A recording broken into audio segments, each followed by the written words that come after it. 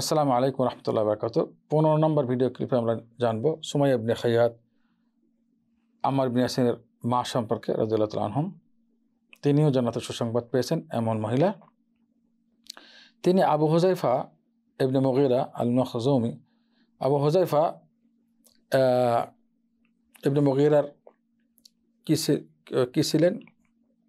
দাসী ছিলেন। এবং আবু হুযায়ফার হালিফ বা মিত্র ছিল হলো ইয়াসের। ইয়াসের তার মিত্র ছিল। এই মিত্র ইয়াসেরকে তার বান্দি সুমাইয়াকে বিবাহ দেন। আবু হুযায়ফা তার মিত্র ইয়াসেরকে সাথে বিবাহ দেন কাকে? তার বান্দিকে, যার নাম সুমাইয়া, যিনি আম্মার ইবনে ইয়াসিরের মা। অতঃপর আম্মার ইবনে ইয়াসিরকে জন্ম দেন তিনি। এই জন্ম দেওয়ার পরে আবু হুযায়ফা তাকে কি করেন? মুক্ত করে দেন।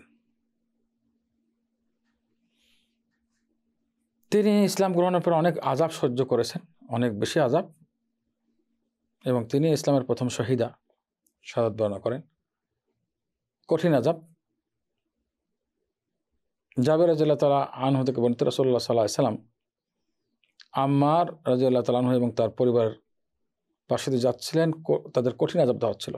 আবু জাহল তখন আল্লাহ সুসংবাদ দেন, আবশিরু আল আম্মার ওয়া আল ইয়াসির ফাইন্না মাউইদাকুমুল জান্নাহ।